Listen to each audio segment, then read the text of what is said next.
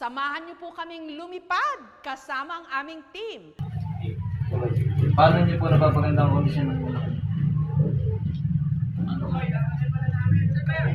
Hindi ko sa unang pang kondisyon una.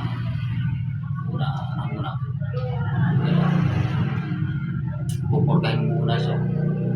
Tapos purga, bibiguan. Tapos, tuturo ka naman siya. Tapos dire-diretso na. Sa pagkain mo ng ibang prutas. Lalo sa pagkain. Tapos, minsan naluan din ng itlog. Paano niyo po? Yung pag hilaw, sasama sa pagkain. Pero pag iluluto yung milalaga, yung puti lang. Second tanong, ano po ang ginagamit niyong patoka sa manok? Enerton, lalaho ko muna siya ng concentrate. Paano yun pagpatama? Pagpabuka ng katawan, pagpatigas. Saka yung lahaman ng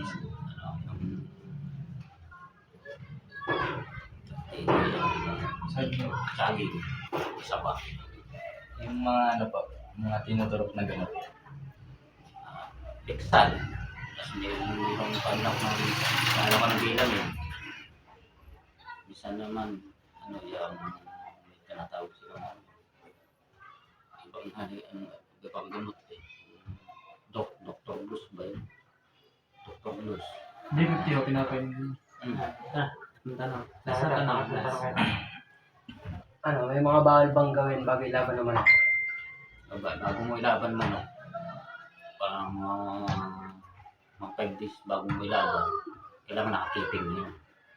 Hindi mo pwedeng ilabas, pero hindi mo gano'ng ibababad mo sa initan. Bago kayo maglaban, anong mga pamahiin niyo?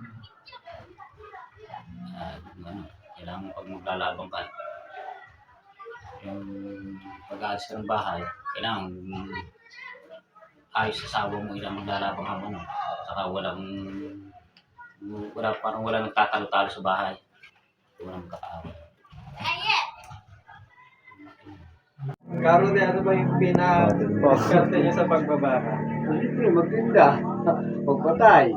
Bumili na ng bakang biyang kakatayin. Oo. Paano niyo nalalaman kung ilang kilo yung baka? Sa tinginan, 4 kilo. Ganun lang.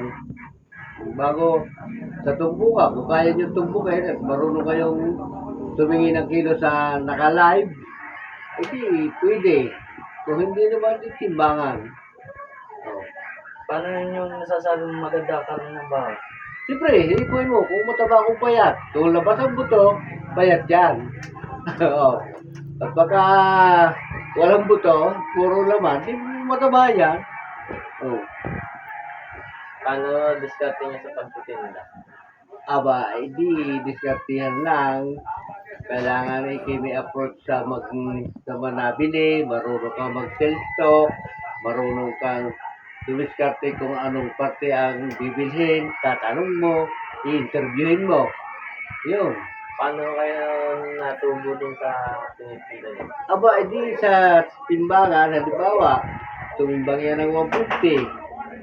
Ngayon, sa 150 ngayon, kung may sell mo yan, automatic nakikita ka dyan kung may 10,000.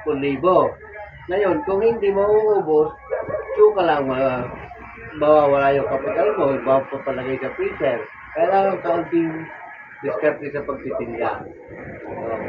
Anong mas maganda? Kalabaw o baka? Baka, kahit baka kalabaw kung anong itinda nyo, basta marunong lang kayong mag-sale.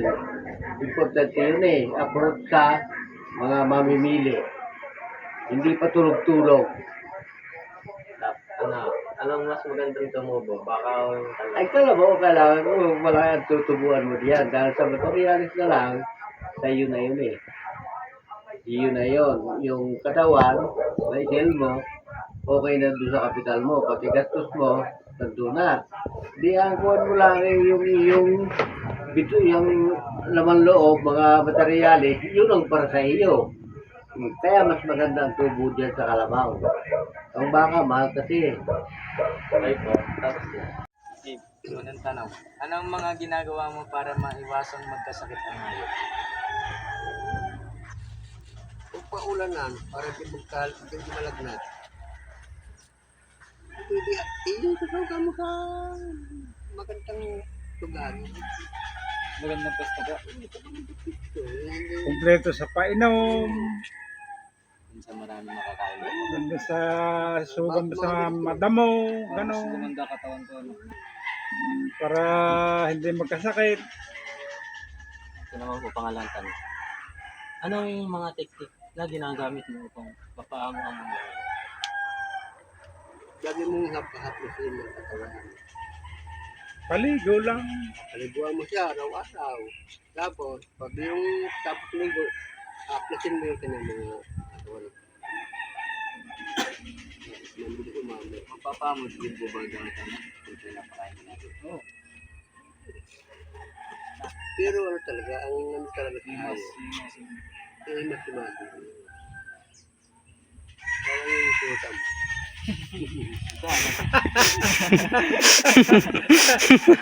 Nasa tanong ha. Meron po bang mga pagkain na dapat iwasan sa inyong alagang hayop? Yung mga ano, yung basta damo. Hindi na yung iniiwas yung ating tug, itali mo lang sa madamo. Paano po pag may spray ang damo? Ay, Yun na nga yun. Yung huwag mo susugat sa bahay. Spray. Para Iwas sakit. dalawahin mo puso para may katulong. Eh wala kang tubig at Ano ang mga ginagamit na kasangkapan na ginagamit mo sa pag-alam? unang-una, lilinisan mo muna bago mo abunuhan. Pagkatapos ng abunuhan, gagahukan. Ganun lang yun. Sarap po gusto gumanda po yung Oo, tama. Para mabilis pa din lumaki. Ganun pagka nagagahukan mo mga puno, naalagaan mo.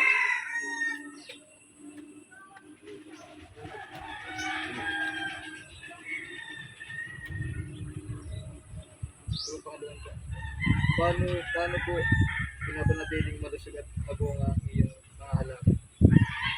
Eh, depende to sa, sa pag-aalaga. Kinakailangan. Ang katulad ng halimbawa, saging, gagahukan mo rin, lilinisin mo rin ng puno, tapos aabunuhan mo rin. Ganun. Para ang gumanda bunga, mabilis tumaba.